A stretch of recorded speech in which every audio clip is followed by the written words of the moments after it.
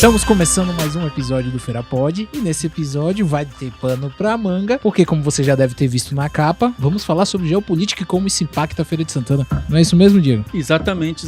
Você que está nos acompanhando, você com certeza vai se impactar de alguma forma com esses assuntos, porque é o nosso dia a dia. Geopolítica sempre foi algo importante, mas o brasileiro não deu muita atenção e hoje vai estar impactando diretamente Exatamente. A nossa querida E a Princesa gente do vai Sertão. estar hoje aqui justamente me permita, com o professor Newton Paiva, que está aqui para conversar com a gente sobre o assunto de geopolítica. Boa tarde a todos, é um prazer estar aqui, me coloco à disposição sempre. E quando eu Professor, fui convidado, fala pro microfone. Isso, quando professor, eu fui desculpa. convidado para falar de geopolítica, é um tema que me atrai muito, né? Apesar de reencontrar alguns alunos aqui, eles sabem que quando a gente falava de geopolítica em sala de aula, fervia, porque alguns eram a favor, outros eram contra, e eu gostava disso. Eu dizia, tirem suas conclusões, né? Porque a gente também não pode impor o nosso pensamento geopolítico, mas a gente tem que respeitar as diferenças dentro das regras.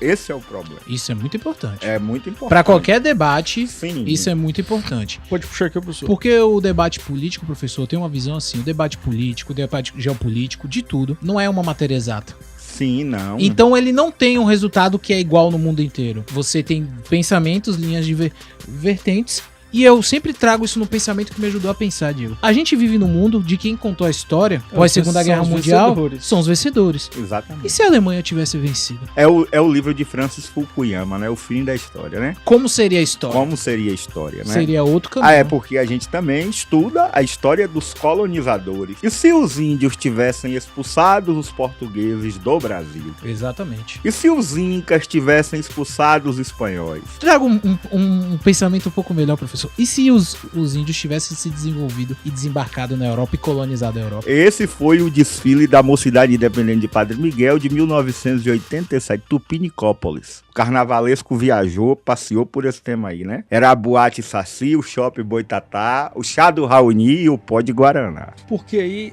fui dar só uma pesquisada aqui, vocês utilizando a palavra si, né? Que é uma partícula passivadora. Sim, partícula passivadora. Si. E si. condicional, né? Se essa condição... Sim, mas é justamente isso, né? A gente perpassa por isso e fica sempre com esse pensamento do e se não tivesse acontecido, como é que seria? Mas aí, de fato, não dá, né? Não tem a condicionante ali no caso de, olha, você foi por aqui, mas depois você volta, que dá pra gente ver como ficaria na outra versão, no outro formato. Então, é uma das coisas que a gente avança, chega, mas no primeiro momento, professor, até entender, pra gente discutir quando o senhor fala sobre esses assuntos, eu lembro que para conversar sobre geopolítica, é importante que a gente deixe as paixões, Sim. talvez momentaneamente, E ali alguns de lado, conceitos, né, que hoje não cabe mais. Por Isso. exemplo, fulano é comunista. Não, o comunismo existiu na época da Guerra Fria. Não existe um comunismo, existe uma política de imposição, que não é comunista. Mas é muito comum ainda se escutar isso aí. Mas fulano é comunista, Cuba é comunista, os russos são comunistas, a Venezuela é comunista, a China é comunista. Vai morar em Cuba, vai morar na Venezuela. Vai morar na China, né? E por aí vai. E a gente vê essas questões. O que a gente não sabe é analisar que a China hoje pratica um capitalismo de mercado. E agressivaço. E muito agressivo. Mais agressivo que os próprios Né? norte-americanos. Xi Jinping, ele não é bobo. Né? Mas professor, vamos lá. Pra E quem ele tem um ministro que assim como Putin, concluindo, tem Lavrov, ele tem um ministro I. O ministro I é o homem de confiança dele. Mas para quem está nos acompanhando, professor, e não tem, assim, digamos, essa ambiência, esse convívio com a geopolítica, como é que o senhor definiria geopolítica para quem está nos acompanhando e nos assistindo? Bom, geopolítica é a arte da diplomacia entre os estados, com base nas regras do direito internacional. Isso é geopolítica. Quando dois estadistas sentam, eles têm que levar em consideração que eles não estão falando deles, pessoa. Eles estão falando de estados postos constitucionalmente, com suas casas legislativas, dentro dos três poderes, e que ele não tem que falar, eu acho. Não, é o meu povo. Eu outorgo a representação a ele. Então, quando dois estadistas sentam para dialogar sobre qualquer coisa, eu acho que as questões pessoais elas devem ser superadas. Ideológicas, pessoais. Eu estou aqui representando o Estado brasileiro. Eu estou aqui representando o Estado estadunidense. Eu estou aqui representando o Estado russo. Então, quando as questões ideológicas são pautadas na mesa, aí fica difícil. Porque eu penso assim e você pensa assado. E aí a gente cria um muro. E a geopolítica é erguer pontes e não muros.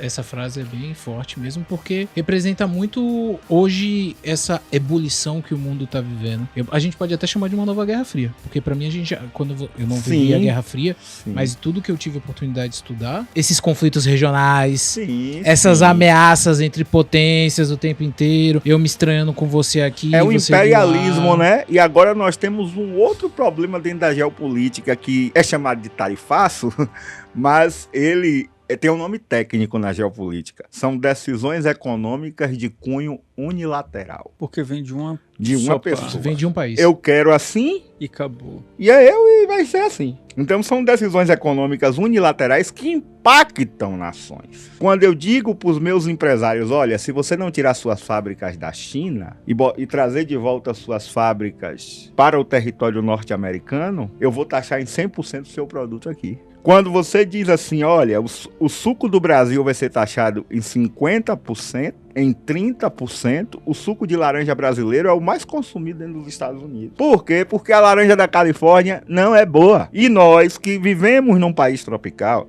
nós produzimos laranja o tempo inteiro. Mas como é o nome dessa política? Essa política hoje é chamada de decisões econômicas unilateral. Mas isso não é novo. Protecionismo alfandegário criado aonde? No absolutismo, quando o feudalismo cai e os países se unificam. Os primeiros estados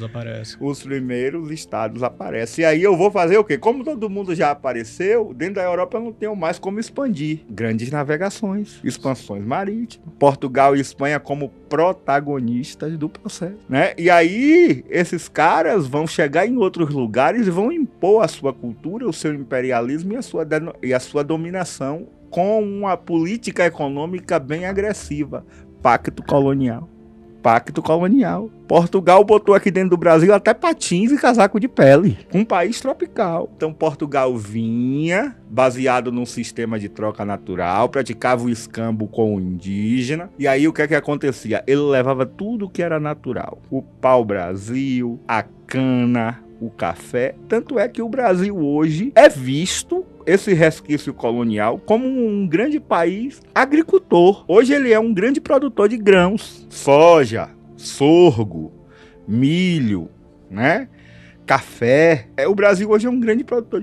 Isso vem de onde? Da história colonial brasileira. O Brasil foi pensado para ser abastecedor da sua metrópole. O Brasil não foi pensado para se desenvolver, como, por exemplo, as 13 colônias do norte, né?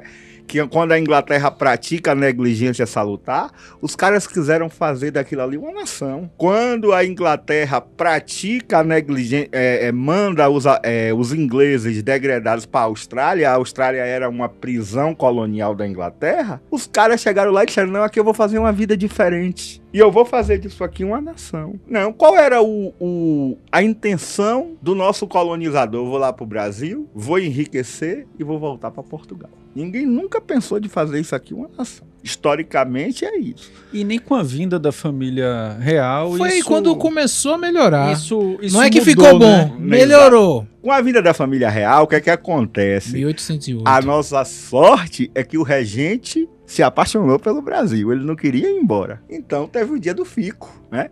Ele não queria sair daqui e voltar para Portugal. Então a Bahia adianta o processo, mas a história não reconhece. 2 de julho, a gente primeiro ficou independente e transferiu nossa capital para Cachoeira. Exato. Né? Agora, só que a história reconhece, como a gente estava discutindo, a gente volta àquele ponto, a história do colonizador diz que é 7 de setembro. Por que não reconhece? Porque quem participou do motim na Bahia eram negros. Não era elite. escravo e o povo. Então, quando o povo vai participar desse processo, tira a nobreza da questão política, aí o colonizador vai dizer diferente. 7 de setembro, veio uma carta, Dom Pedro às margens do rio Ipiranga. Toda uma Aí, fantasia. aquilo não existiu, né? Aquele quadro que Aquele tem no Museu do quadro, ele Ipiranga. num cavalo com a espada, aquilo não existiu. Ele É estava muito sozinho. o quadro é bonito. É bem heróico. É, O senhor heróico, já hein? teve a oportunidade de ver esse quadro? Já tive a oportunidade de Ele ver. é muito bonito. Muito lindo no Museu Imperial do Rio de Janeiro. Muito lindo, entendeu? Mas é uma versão criada, né? Dentro do processo historiográfico pela história do colonizador. É um factoide. É um factoide. Mas não vamos fugir do assunto, É isso. não, né? Como é que essa geopolítica impacta Em Feira de Santana? nós, feirenses? Nós afegães comuns de Feira de Pronto. Santana. Exatamente. Na Afegão realidade, médio. Porque quem tá assistindo tá assim, sim, esses caras estão falando de história Pois geral, é, não sei o que. Pois é, porque a geopolítica é história. A geopolítica é construída dentro do processo histórico, né? E aí a gente tem que ver que hoje o Brasil sofre exatamente por causa do processo histórico que ele atravessou. Agora vamos lá. Feira de Santana é o maior PIB do interior do Nordeste, Sim. né? E aí o que é que acontece? Esse maior PIB do interior do Nordeste, para a Feira de Santana, ele não pode ficar fora o NBD, o novo Banco de Desenvolvimento, cuja presidente é a Dilma Rousseff. É o Banco do BRICS. E aí qual é o problema de Trump com essas decisões políticas unilaterais? Ele usa, no caso do Brasil, a motivação política interna atacando a soberania e o artigo 4º da Constituição. Que não estaria dentro da pauta da geopolítica. Que não estaria dentro da pauta da geopolítica, porque cada país é soberano, né? É o princípio da soberania, né? E ele usa o quê? Ele usa essa questão como pretexto, mas a grande questão foi que Lula, quando abriu o discurso do BRICS, ele disse que era para a gente usar as nossas moedas e o Banco Nacional, o novo Banco de Desenvolvimento, iria apoiar. Que ele traz um assunto também que Lula acabou batendo um pouco, que era da desdolarização. Da desdolarização, exatamente. Você não ter cada o dólar país como usar moeda a sua moeda dentro única. das suas relações. Aí você tocou a onça. E aí você tá brigando com um Com a negócio vara chamado curta. lá em 1946, Bretton Woods, o acordo de Bretton Woods. O dólar seria a moeda, né, oficial das relações comerciais internacionais. É isso que prega Bretton Woods em 1943. Porque antigamente quem lastreava os cofres das nações? O ouro, a prata, a política metalista. A partir de 1943, pouco antes da guerra terminar, foi feito um acordo. Olha, o dólar vai ser a grande moeda das negociações internacionais. Então, as bolsas de valores trabalham em dólar. E Bretton Woods, né, foi o grande acordo, porque até Bretton Woods o que lastreava o tesouro das nações era o ouro. O ouro, a prata, o bronze e os metais de modo geral, né? Que isso é a política metalista do absolutismo. Mas para a Feira de Santana, a gente precisa ver algumas coisinhas aqui em Feira de Santana. A gente pode sair com boa vantagem na segurança, no turismo e na logística. Por quê? Porque Feira de Santana é o terceiro entroncamento do Brasil. Quem sobe e quem desce tem que passar por Feira de Santana. Pela terrinha, não tem jeito, né? Feira de Santana tem uma população hoje com o IBGE, se eu não me engano, em beira de 700 mil habitantes, mas a população flutuante de Feira de Santana chega a 1 milhão. O que é a população flutuante? Essa população que passa, os representantes comerciais, os caminhoneiros que vêm dormir à noite aqui. O pessoal que vem comprar aqui. O pessoal que vem comprar e que fica em hotel e se hospeda. Isso é chamado de população flutuante em geografia. Então, Feira de Santana tem um potencial muito grande. Então, Feira de Santana tem um impacto direto e potencialmente positivo. Por quê? Porque o gestor do estado da Bahia, ele é perfeitamente alinhado com a política do BRICS. E uma cidade como Feira de Santana, que é o maior PIB e a maior economia do Nordeste, ela não pode se dar ao luxo nesse momento de não aproveitar as políticas de incentivo do NBD, do novo Banco de Desenvolvimento. Agora existe uma política clara. Cada nação vai usar a sua moeda. queda. Eu acho que isso foi o que mais incomodou. E a questão política tá sendo usada aí, beleza? Mas o que mais incomodou foi porque qual é a nossa parte mais sensível? É o bolso. Então, quando você mexe com um gigante... No bolso do gigante, na maior nação do mundo, comercialmente, belicamente falando, ela vai reagir. Não vai ter jeito, ela vai reagir. Agora, nós temos também a questão da política da reciprocidade. Isso pode ser usado, mas não é um caminho, porque esse gigante é o nosso grande parceiro comercial. Porque foi tanto que já bateu falando... Se vier com política de reciprocidade, e não andou. Eu dobro. E não andou. Então, o Brasil nem foi pro caminho da reciprocidade. Mas, professor, o senhor todos esses pontos. Me assusta, eu vou falar agora como um brasileiro, porque eu aprendi uma coisa quando aconteceu a guerra da Ucrânia. Sim. A gente cresceu num mundo que se dizia que vivia numa paz normal. Que o estado do mundo era a paz. E muito pelo contrário, o estado do mundo sempre foi o conflito. Sim. E todas as vezes eu falo isso por relatos de homens ucranianos que têm a minha idade, que tiveram que ir pra linha de frente. Sim. E muitos não vão retornar. E assim... Eu acho que não vai chegar nesse momento. Mas a história mostra que todas as vezes que o Brasil... A gente nunca foi uma potência militar. A gente sempre escolheu esse papel de... Não quero... Barão do Rio Branco, né? Se você não tem um grande exército, você tem que ter uma grande diplomacia. Exatamente. Pela primeira vez na minha vida, desde quando eu nasci, que eu vi um presidente querer botar banca em cima de...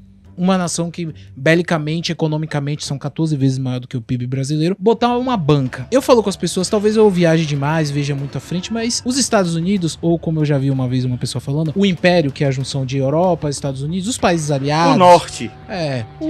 O Norte não vai deixar.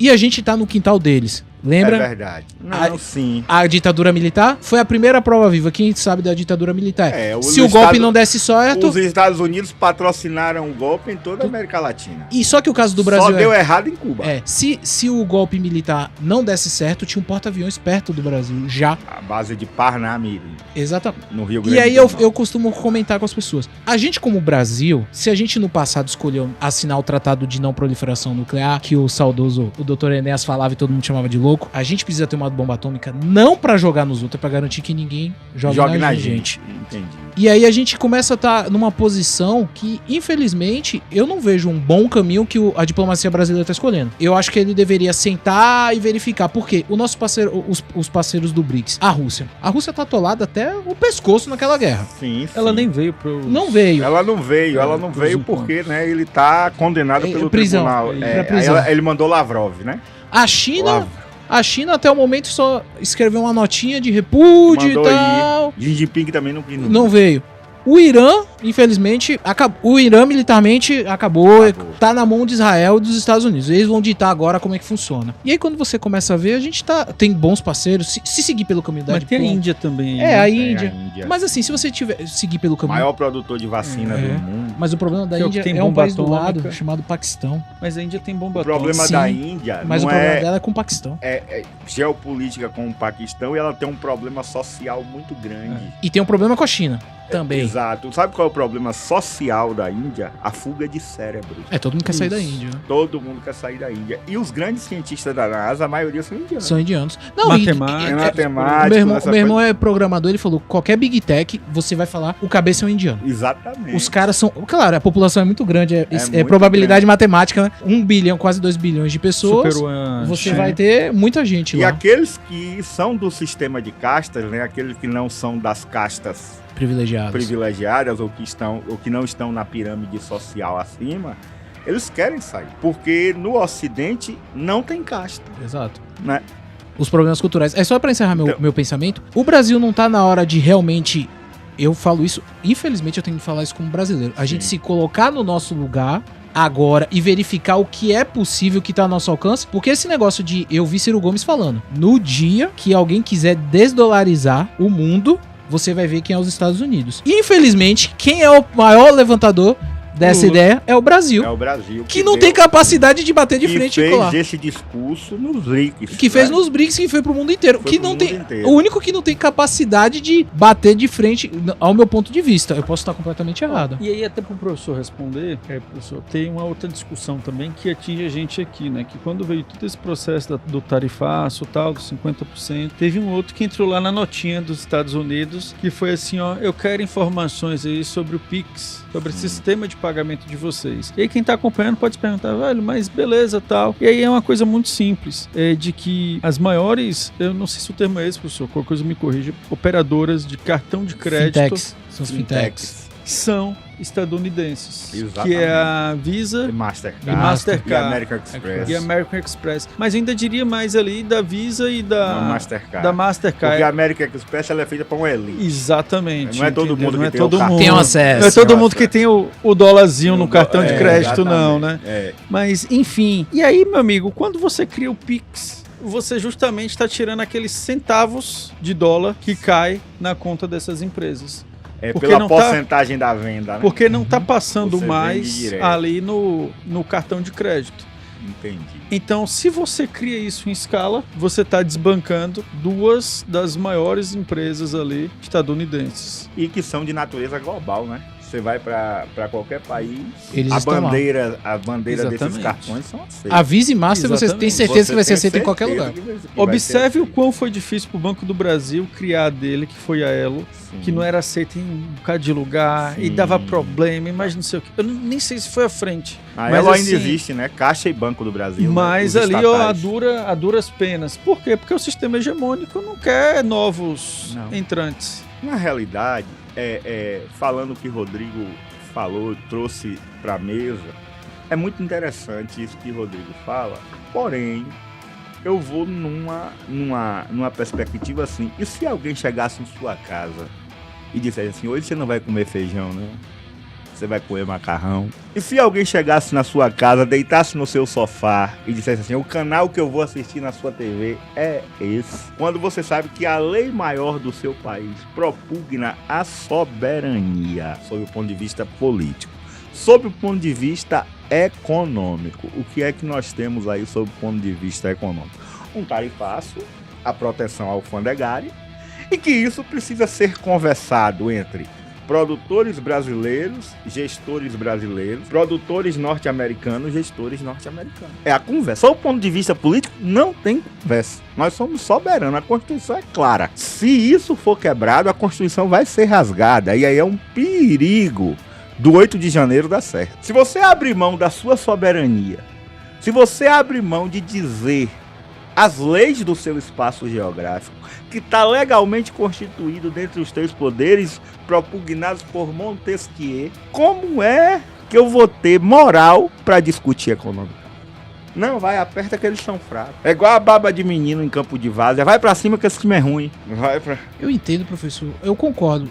Mas aí que é o que eu venho e eu penso todos os dias. O Estado russo falou, você faz do jeito que eu quero, ou você não vai, você vai ter que fazer do jeito que eu quero. A Ucrânia falou o quê? Não, na minha soberania, eu vou fazer do meu jeito, no meu país. O que acontece? Aí que vem o caso. Isso é uma visão muito pessoal minha, Rodrigo. Sim, sim. Como Estado, não adianta você ter uma economia forte se você não tem defesa. Sim. Porque, no meu ponto de vista, a Rússia me ensinou uma coisa. No caso da Ucrânia. Ou você tá preparado para defender a sua soberania, e como é preparado, lembrando que o estado natural do mundo é a guerra entre nações, porque cada um quer o seu interesse. Thomas Hobbes, né? Homens, lupus, homens. Hugo Grotius, Tratado de Guerra e Paz, né? Sun Tzu. Se você quer paz, esteja preparado para a guerra. Isso. A minha preocupação é, do jeito que eu olho hoje, do jeito que o mundo está se movendo, é a minha forma de pensar. Os Estados Unidos já definiu que a China é o inimigo deles. Ponto. No ponto que a indústria americana não tinha capacidade, isso foi um general americano falando, não tinha capacidade de processar seu próprio equipamento para uma guerra contra a China. Porque as indústrias estavam na China de produção de coisa básica, aço, essas coisas. E aí ele falou, pronto, agora tá na hora de mexer no tabuleiro. A China tá muito poderosa, tá me colocando em maus lençóis, a Rússia atacou a Ucrânia, tá tudo maluco. Os Estados Unidos vai olhar pro quintal dele, assim como a China olha pra Taiwan e fala bem assim, opa, aqui é meu quintal. Você não vai. Essa é a visão. Os Estados Unidos estão olhando, não tô falando isso com orgulho, os Estados Unidos, o quê? Não, eu tô entendi. eu tô olhando a posição como brasileiro, sem capacidade de Agora, resposta. se nós formos olhar a questão do ponto de vista econômico, os Estados Unidos lucrou bilhões com o Brasil. Não, continua lucrando. A balança sempre foi favorável. A balança na foi verdade. favorável. sempre foi favorável. Então não, não justifica o tarifaço. não justifica Não, de não- hipótese alguma. Não justifica. Os Entendeu? Estados Unidos, pro americano, Por quê? tá ótimo. Porque ele está dizendo que o grande pretexto é o pretexto político. Está acusando um ministro do Supremo que foi nomeado dentro dos ditames constitucionais, né? Que passou pela sabatina do Congresso, porque para você ocupar uma cadeira no Supremo, você tem que ser sabatinado pelas casas, né? Pelo Senado. E aí o que é que acontece? Aí você vai alegar, mas o grande motivo é o processo de desdolarização. Feito o discurso pelo presidente Lula na cúpula dos BRICS. Porque, meu amigo, quando você mexe com a economia, se Lula chegasse lá nos BRICS e dissesse que ia chamar os Estados Unidos para ser parceiro deles, e com as vantagens econômicas que os Estados Unidos desejava em todos os setores, não tinha alegação política nenhuma. Ia ficar nos 10% de cobrança. Ia ficar nos 10%. E aí foi um outro ponto que eu vi na discussão, Rodrigo e professor, que nada mais vai voltar como era antes. Sim, eu não tenho O dúvida. Brasil vai ser taxado mesmo e acabou, entendeu? Nunca ia. É porque assim, quando saiu a primeira tarifaço, o Brasil tava em 10%. Eu lembro que todo mundo falou, velho, deixa quieto, a gente foi a menor tarifa. Fica Tá quieto, ótima fica e quieto. tal e tal e tal. Tão invisível, tão invisível. Que aí que é meu problema, professor. Era a ideia de ficar invisível. Sim. Eu achava que o BRICS sempre. Quantos anos tem o BRICS? Tem bastante tempo. O BRICS Tem. foi criado em 2003, né? 2003. Eu ia O BRICS falar tem que uns bastante 20 tempo. anos. Goldman Sachs foi quem deu esse nome, o economista É, norte-americano, Goldman Sachs. Foi ele que nomeou. sim. BRICS. É. Né? O BRICS estava lá, eu não via ninguém falar nada do BRICS. O BRICS estava lá vivendo mais de 20 anos, tranquilo. Nossa, Já foi até mais forte foi antes. a fala do Sim. Ciro Gomes, cara. O Ciro Gomes falou isso uma vez numa entrevista. Você vai ver quem é os Estados Unidos no dia que um país falar de desdolarização. E esse é o grande motivo. Ele não vai dizer abertamente, vai alegar que a situação do Brasil ela é política. É porque politicamente Não, pra que ele é é melhor botar econômica, seu na amigo. verdade. Exatamente, não é econômica. O Brasil está numa situação política e que está perseguindo alguém que supostamente é inocente. Aí é como eu vi um analista falando, entrega Bolsonaro pra ele, pra ver se a conversa se o tarifaço cai. Não cai, entendeu? Diego, Não cai. ele quer um Não aliado na Não presidência, pô. Não, ok. É essa a questão. A política, porque assim, quando a gente pensa em geopolítica, a gente vê assim, você é a maior potência. Vamos pensar com cabeça de Eu não tô discutindo estadunidense. isso não, pô. Você Mas quer o um que eu aliado quero do dizer é o seu lado, seguinte, é só pra mostrar como o discurso é frágil. Se fosse isso, Se aí fala fosse assim, esse o maior entrega motivo, Bolsonaro, esse pode ser um motivo, mas entrega não é o Bolsonaro, grande. exato, entrega Bolsonaro pra ver Não, se mas cai o às vezes no tarifaço. começo fica claro. Não cai, entendeu? E agora, e não vai É porque negociar. tocou na ferida Tocou do na ferida, do mexeu dólar. no bolso, meu Essa é a amigo. questão. Mexeu no bolso. Mas Aí é claro, tem o outro pano de fundo da tem, beleza, eu concordo aí de ter um aliado posteriormente claro, lá você no pleiteando eu sempre a gostei, disputa eu sempre política. gostei da forma como o Brasil lidou desde quando eu nasci, que era, eu sou amigo de todo mundo. Eu sou aquele amigo da vizinhança de todo mundo. O Brasil era, acho que o único país que tinha embaixadas em todos os países do mundo. Era o Brasil. O Brasil é um país geopoliticamente não reativo. Ele não reage a questões de guerra. Exato. Tanto é que todos os governos que ocuparam o Brasil, principalmente na novíssima república para cá, que é de 85 até os dias atuais, todos pregaram o quê? Consenso, diálogo, essa coisa toda. Mas parece, aí eu vou parecer meio clichê, eu até brinco, né? Parece que a pandemia mudou a cabeça do povo. Da pandemia para cá, todo mundo enlouqueceu de vez. Os radicalismos, eles assoberbaram os discursos, em todos os sentidos. Os radicalismos, eles assoberbaram os discursos, sob o ponto de vista, inclusive, das grandes minorias que o Brasil tem. O Brasil tem grande minoria, como a população LGBTQIA, a população indígena, que está em briga lá com os fazendeiros no sul da Bahia, né?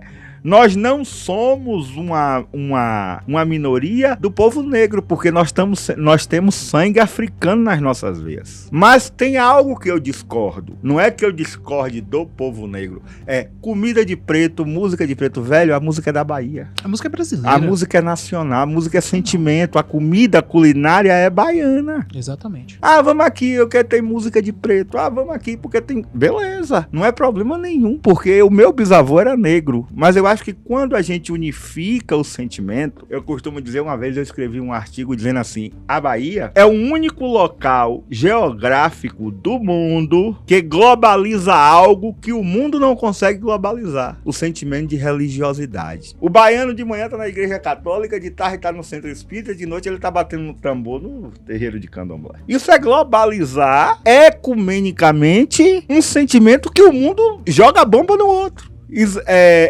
Israelenses e palestinos não, russos e ucranianos não, Irã, depois que a dinastia Reza Pahlavi, que representava interesses norte-americanos, não consegue globalizar isso, Iraque, a briga eterna entre sunitas e xiitas. Exato. Então é na Bahia que você vê, por exemplo, dois caras de religião diferente tomar um chopp. Isso é a coisa mais fantástica do Brasil. Isso globaliza o sentimento, que é motivo de guerra no outro mundo. Então não é música de A, de B, de C, é música. Não é comida de A, de B e C, é comida. É saber fazer a história de um povo. E a gente precisa parar de rotular cultura. A minha cultura é melhor que a sua, a minha comida é assim, a minha comida Isso aí não, isso é inadmissível. Eu acho que isso é uma besteira sem proporção. A minha igreja é mais forte, o seu pai de santo é ruim, o meu pastor que é forte. A gente precisa parar de rotular cultura, porque religião é pertencimento, comida é pertencimento, cabelo é pertencimento, orientação sexual é pertencimento. Então você não pode discutir com as pessoas sendo contra o artigo 5º. O artigo 5º diz que todos temos direito à felicidade, liberdade de credo, direito à vida privada. Tá lá. Eu entendi, a vida ficou mais fácil de entender esses movimentos no dia que eu entendi assim. O que Diego faz impacta somente na vida dele? O problema é de quem? Dele. Não tenho problema nenhum com isso. Sim. Então isso pra mim, é por isso que pra mim é muito fácil viver no mundo moderno, que algumas pessoas ficam debatendo, cara, se não impacta o social como um todo, tá tranquilo, cada um tem sua orientação, que religião quer fazer, aonde quer morar, do jeito que quer se sentir. Se quer trocar, se quer viver, não sei o quê. Só não pode querer transbordar pra vida dos outros. Exatamente. Esse é meu ponto. Eu concordo perfeitamente. E nem impor aquilo como uma verdade absoluta. Exatamente. Não adianta, vamos pegar dentro o próprio movimento cristão, a igreja católica e a protestante. Eles vêm de uma mesma linha, mas elas são diferentes. Sim. Não adianta, então, um protestante falar assim, quem idolatra santos, né, que são os santos da igreja, Sim. vai pro inferno. E outra, e dentro da própria igreja católica tem denominações diferentes, movimento carismático, tem. movimento canção nova, e dentro da igreja evangélica também, tradicional ou renovada, né? Então a gente precisa entender que nós somos livres na perspectiva do artigo 5º da Constituição para as nossas escolhas. E não podemos colocar as nossas escolhas ao outro como uma verdade. Você pode dizer, eu penso assim por isso, isso, isso e isso. Beleza. Se amanhã ou depois você descobrir, por um motivo de foro íntimo, que não é aquilo, beleza também para recomeçar. Mas voltando para a geopolítica. E aí a gente estava na geopolítica, na parte que a gente falava dessa questão da desdolarização. Sim. Da questão do dólar como uma moeda mais forte. E aí, para dar uma pimentada, no finalzinho da semana passada, acho que de quinta para sexta, Donald Trump... não sei se foi ele específico, mas saiu um documento falando sobre uma taxação do ouro. Sim. E aí eu estava justamente dando uma pescada aqui, já falando o seguinte, que o ouro não será tarifado. Então assim, mas ele já deu uma pincelada de que poderíamos ir por esse caminho. O ouro não vai ser tarifado porque ele é uma commodity. E toda commodity... E que alguns países têm como reserva... Exatamente, é o que garante o lastro. É uma commodity. O que é commodity? Produtos in natura que agregam alto valor no mercado. A Rússia fez isso com o petróleo. Com petróleo. É o rublo, é rublo, né? O rublo O rublo é lastreado em petróleo. é lastreado em Que eles petróleo. produzem muito. Exatamente. Mas vamos lá, professor. Explica pra gente. Se porventura acontecesse essa tarifação do ouro, o que Não que era vantagem, porque quem é que tem ouro? Europa, Portugal tem um monte mesmo. A Você- Suíça. Não, mas era uma forma dele atacar diretamente a Suíça. Que aí foi o que eles se perguntaram. Mas por que o alvo da vez é a Suíça? Porque Suíça tem ouro. Não é isso. Mas por que o alvo da vez é a Suíça? Até eu fiquei, verdade, Porque porque ela... decidi atacar a O Suíça. ouro garante o lastro da moeda. O que é que garante o lastro da moeda? Lá, Casas de Papel mostrou isso aí. Quando o professor resolveu arquitetar um plano que ia roubar todo o ouro do banco, ele derrete o ouro, faz bolinhas de ouro e por um duto o ouro para quem assistiu lá Casas de Papel, né? E quando ele também resolve o quê? Imprimir dinheiro por conta própria, né? Então, quem garantia o lastro daquele banco espanhol ali? Era o ouro que estava ali guardado. Por que o banco espanhol emprestava, cobrava juros, não sei o quê? Porque ele tinha ouro. E ouro hoje vale X, amanhã ele vale 2X, depois ele volta para X, mas ele nunca desvaloriza. Mas, professor, agora sim, voltando um pouco mesmo para as ações do que está acontecendo no tarifaço, Sim. impactando Feira de Santana. Porque assim, eu já vi alguns economistas, eu tenho muito cuidado quando eu falo alguns economistas, já comentam que a gente vai ter muito problema econômico por causa desse tarifaço, porque não é só o produtor da laranja, né, que tá se ferrando. Toda a cadeia que vem por trás da laranja acaba sendo... Na realidade, se você olhar, Feira de Santana não é diferente de nenhum canto do mundo. Feira de Santana vai ser impactada na indústria e na logística, porque vai encarecer. E o Brasil não é um país que tem a cultura de usar a linha férrea ou a linha marítima para transportar suas mercadorias. E o transporte por estradas, ele é o mais caro do mundo. Primeiro por quê? Porque você usa petróleo, combustível fóssil e não é barato. Diesel. Agora que tá chegando os carros aí híbridos e elétricos, né?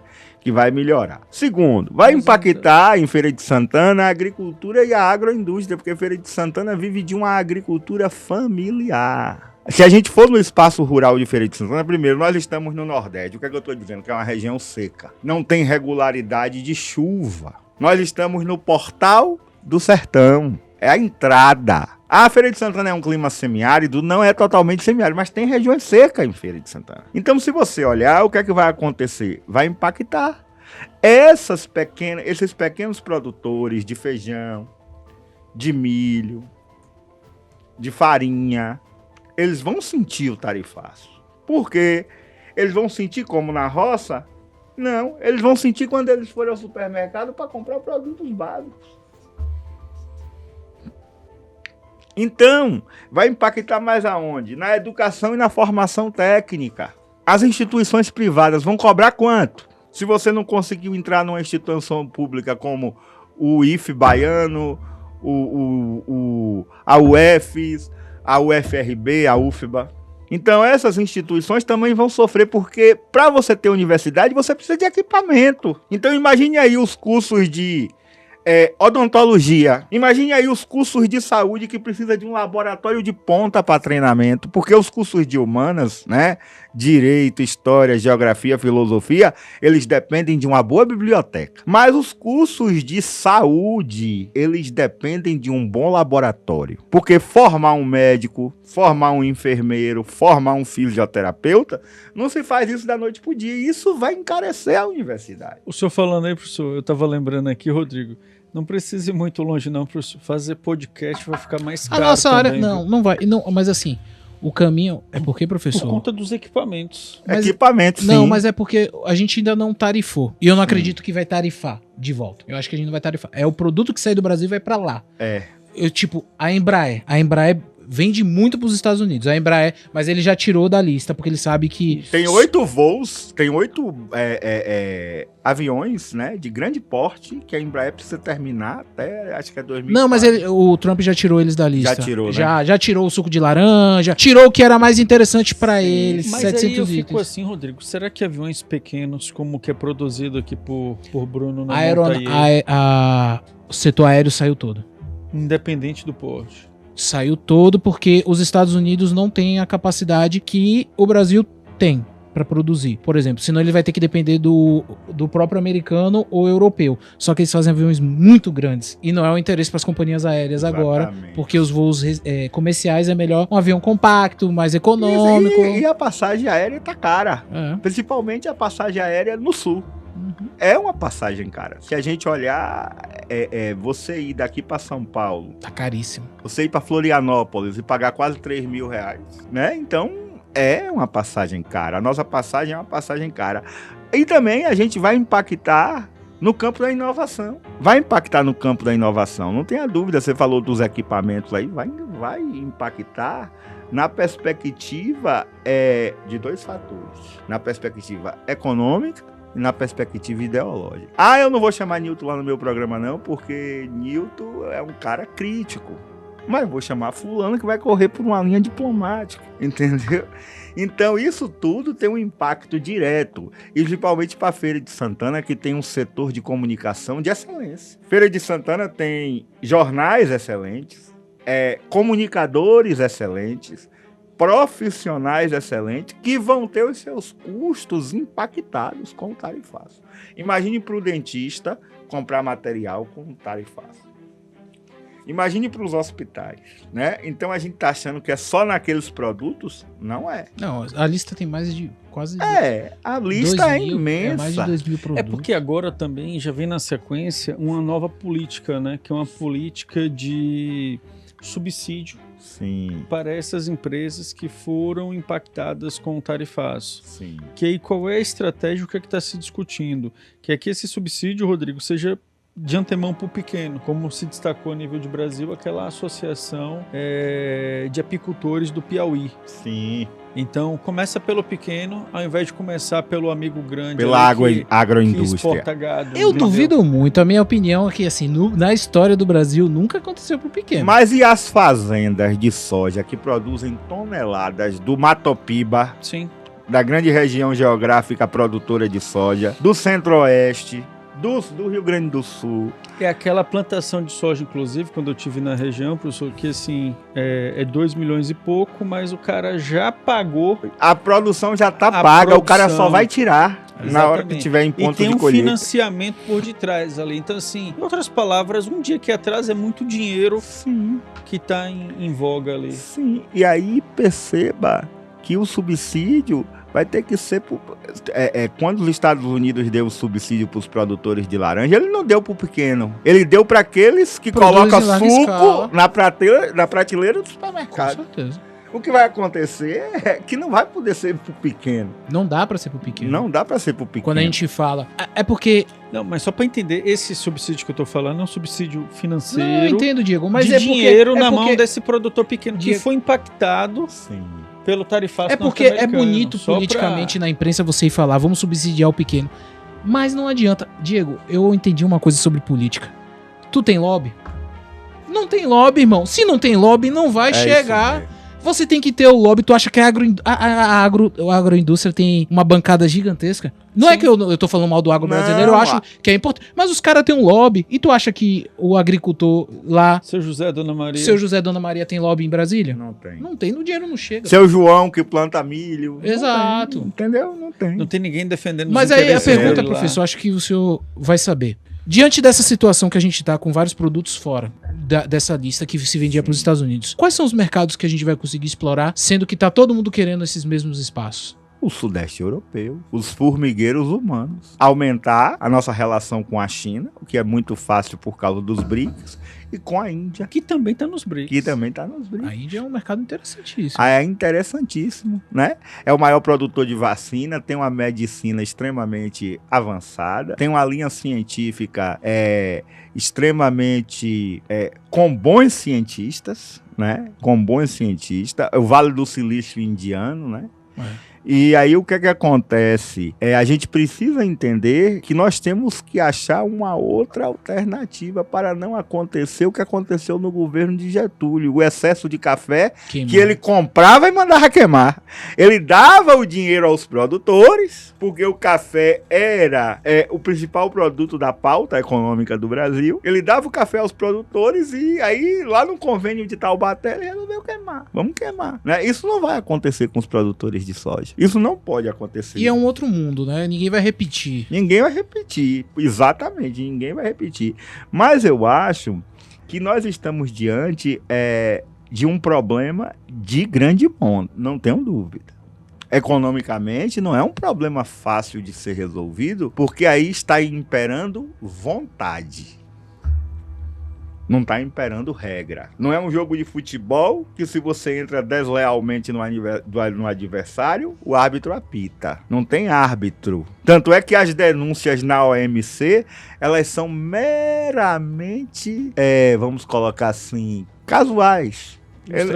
Ilustrativas, elas não trazem Os Estados Unidos já disse que vai sair do OMC. Eu diria até que tem o juiz, só que ele não respeita o juiz. Né, ele não respeita, não tem poder, não, entendeu? Vai lá, vai fazer uma reprimenda e tal, mas o que é que o presidente, pelo perfil do presidente dos Estados Unidos, entendeu? Mas eu posso trazer um Tô ponto, nem aí, professor, entendeu? que eu acho interessante e vai ser legal trazer isso pro debate. Eu tenho uma visão que a ONU falhou no papel dela, que era garantir novos conflitos. Sim. Ela falhou. E aí você vem o que se derivou da ONU. Sim, sim. Unesco, UNEF, OMC. Questão do alimento, Exato. da mulher. Eu começo a ter a impressão que a coisa ficou meio politizada. E vamos voltar ao caso da pandemia. Sim. Quando não taxaram a China como culpada, todo mundo sabia, veio da China, a China não teve controle, tanto que tem um caso, não tô falando isso besteira, tem um caso do médico chinês que começou a denunciar nos primórdios que apareceu um vírus novo, que tinha que ter muito cuidado, precisava fechar o Wuhan. Prenderam o cara. Exatamente. E aí passou um tempo, o cara teve a Covid e morreu. Esse médico chinês. Isso não é da minha cabeça, não. Tem um relato Existiu. E aí, a OMS não foi lá. É a OMS, né, que é da saúde? A Organização Mundial da Saúde. Não foi lá e taxou, não. Pera aí, pô. O problema foi aqui. E aí, eu começo a sentir que esses órgãos institucionais se politizaram demais e esqueceram do papel. Porque era muito bonito quando a ONU tava assim, não, estamos aqui para evitar novos conflitos. Exatamente. Vamos se deter a esse papel. Esse negócio de você começar a criar, porque aí você faz a OMC, que é do comércio. Pô, quando você fala o OMC, é um absurdo dos Estados Unidos. Vou sair da OMC, eu sou o maior patrocinador da OMC, eu vou sair. Mas aí, para passar pro professor Rodrigo, o seguinte, quando você fala daí sobre a ONU, assim, pra mim o problema tá também ali da seguinte forma, os Estados Unidos, ele tem um voto de Minerva. Todos os países que ganharam a guerra têm. Os 5. Os 5. Na ONU. Os Estados Unidos, China... Se um for contra... Já foi, Caio. Há muito tempo que os Estados Unidos queria bombardear o Irã, mas a Rússia vetava. Por quê? Porque o Irã era o maior consumidor de armas russas da Guerra Fria. A Rússia armava as milícias iranianas, inclusive a favor do ditador na época, Bashar al-Assad, que foi o único que não caiu com a Primavera Árabe. Que teve a Primavera Árabe e ele não foi deposto. Foi. O da Líbia foi, o da Turquia foi. Ele não foi deposto. Mas é isso, quando você tem essa estrutura aí que uns mandam mais e outros mandam quem ganha menos... Mas, Diego, os 5 que ganharam a guerra, Estados Unidos, China, União Soviética, época, Inglaterra e França. São 5 que têm poder de veto no mundo. São 5. São eles. E aí, no Conselho de Segurança da ONU. E uma vez, a Rússia salvou o Brasil, porque a Europa queria internacionalizar a Amazônia. Exatamente. E a Rússia, ele não era só a Amazônia, era todos os países do mundo. A Rússia foi e falou, o quê? Como é o nome da parte mais gelada da Sibéria? Sibéria. Que falou, vocês vão mandar na minha Sibéria? Negativo. Não, porque lá tem petróleo demais. Exato. Né? Que é o que Trump está tentando agora com a Groenlândia. Exatamente. Quem faz parte do Conselho de Segurança? Os 4 vencedores da guerra, né? Os tradicionais aliados, França, Inglaterra e Estados Unidos, que ficam do lado capitalista na Guerra Fria, e a Rússia, que forma seu Império Soviético no leste europeu, e a China, porque é a economia que mais cresce. E aí, nesse clube do bolinha aí, meu amigo, ninguém entra. Ninguém. Só quem conseguiu entrar depois, digamos pra assim, foi a China. Não, a China fazia parte dos aliados na Segunda Guerra Mundial. Lembre-se que o Império japonês que era o vilão. A China é uma questão econômica, porque aqui, França, Inglaterra e Estados Unidos permitiu China. para ver economicamente o que está sendo feito lá. Você vê, a gente pergunta por que a maioria das grandes multinacionais, Nike, Reebok, essas Adidas, tem suas produções na China. Primeiramente, sindicato fraco, frágil legislação ambiental. Trabalhista também. Não existe. Frágil legislação trabalhista. Mas proposital, gente. É só para deixar claro. Porque Xi Jinping sabe que ele precisa empregar aquele povo. Então ele abre incentivos fiscais para essas empresas. Aí o que as empresas fazem? Mantém sua linha de produção no terceiro mundo. O que foi que a Ford veio fazer aqui, na Bahia? Aí quando terminou o contrato de incentivo, que no ano subsequente ela ia pagar imposto, o que foi que ela fez? Tchau. E deixou os trabalhadores como? Então perceba, quando é viável ficar, fica. Então você tem China com a grande linha de produção, porque tem a massa trabalhadora, e que foi afetado pela política do filho único de Deng Xiaoping, que Xi Jinping revogou. E não tá funcionando. E não tá funcionando, porque não tem jovens para ocupar os postos de trabalho. A China tá vivendo um problema demográfico. Tem uma questão que você, culturalmente, ensinou a ter um filho só. Ah, um filho só. E aí, do dia pra noite, você fala assim, opa, agora tá liberado. Era no governo de Deng Xiaoping a teoria neomalthusiana, que você deveria prestigiar a indústria e a classe trabalhadora em função do controle de natalidade. Então você perceba que quando essa política refletiu agora, a Índia passou a China. A Índia hoje é o país mais populoso do planeta. E vai se distanciar, professor. E vai se distanciar. Porque lá eles não têm isso não. Indiano e muçulmano faz filho como ninguém. Faz filho como faz ninguém. Como ninguém. E aí, Diego, tirou sua dúvida? Porque chegamos no horário do fim do programa. Exatamente. Eu quero agradecer a minha presença aqui. Estou à disposição para a gente vir mais vezes conversar. Tem a prova do Enem aí que eu gostaria de vir comentar, a prova de humanas, eu gosto muito. Ah, legal. Certo? Bacana. E a gente pode fazer. Antes ou depois da prova, professor? Antes, né? A gente pode comentar, a gente pode falar do que se espera e como foi cobrado. Exato. Eu acho que esse é um caminho legal. Não Porque falar o que espera pra ajudar essa galera que tá estudando em massa. Exatamente. Exato. E como muito provavelmente vai cair geopolítica nessa prova, né? Eu não tenho dúvidas disso. Eu não tenho dúvida, porque se você olhar, a gestão passada, ela primava por um Enem conteudista. Se você olhar, as gestões do PT, as gestões de Lula, sempre primaram por um Enem contextualizador. Você contextualiza, né? E você olha as alternativas e qual é a que está dentro do contexto. Só que qual é o problema do Enem? É muito texto, cansa. A gente vai deixar pro episódio do Enem. E é isso, Diego. Professor Nilton Paiva, muitíssimo obrigado. Valeu, tamo professor. junto. Galera, valeu pela sua audiência, valeu por estar aqui conosco. Esse foi o nosso bate-papo dessa semana sobre geopolítica e como isso impacta a feira. Valeu. Tchau, tchau. Exatamente. Tchau, tchau.